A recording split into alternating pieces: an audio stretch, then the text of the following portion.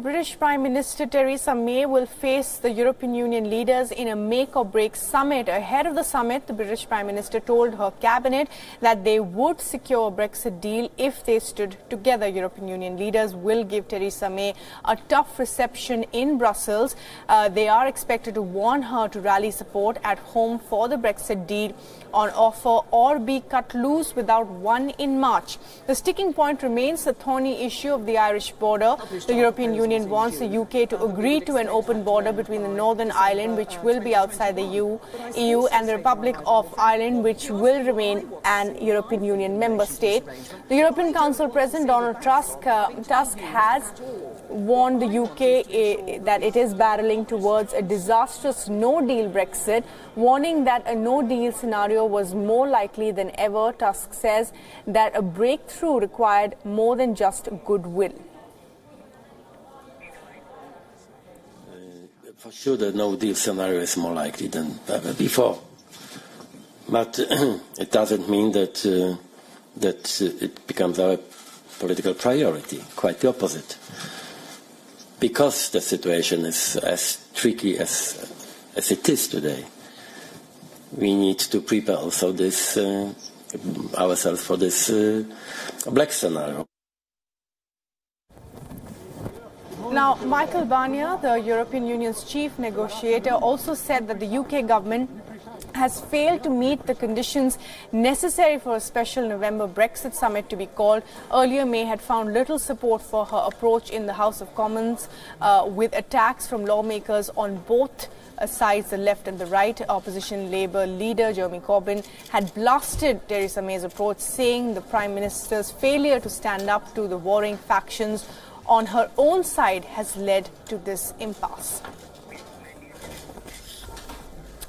And while joining us to talk a little bit more about the Brexit no deal is Kevin Osbeck from Brussels and Mandy Clark, who joins us from London. And Mandy, first to you now. You know, the British Prime Minister, of course, has less than 48 hours, I presume, to turn things around for herself as she addresses the meeting of the European Union leaders. What exactly will be, her thinking going ahead, going into this meeting?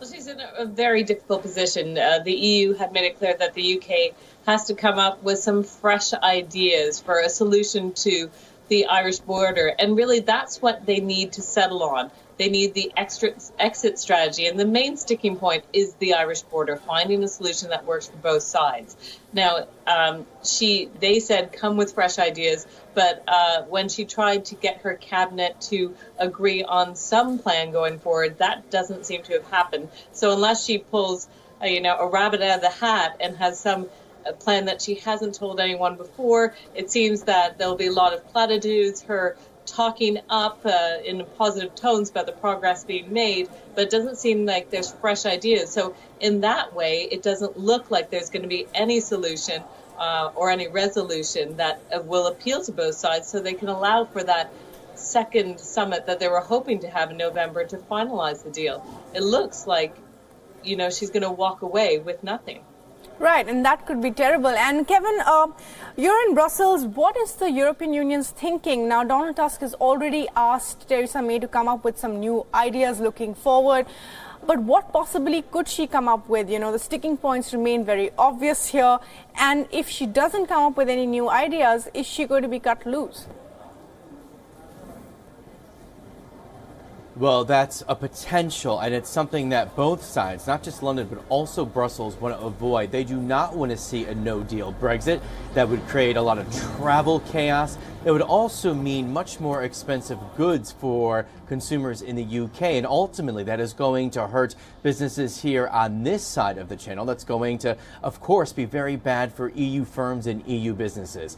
One thing that's being put out there from Michel Barnier, the chief EU negotiator, is extending this transition period. So Brexit is supposed to be done next year in March, so March of 2019. But there is this 21-month transition period that's going to go until December 2020, in which the UK would still be in the EU single market, and that would give time for businesses to prepare. Well, Barnier is saying we could extend that to 3 years to make that until December 2021. That would give us more time to negotiate a trade deal with the UK, and that would make sure that that hard border would not have to go up in Northern Ireland. We'll see if London likes that idea and if that's something that Theresa May wants to talk with her cabinet. But as you've been talking about, really the EU is saying the ball is in Theresa May's court here. If she wants a deal, she needs to give us some ideas.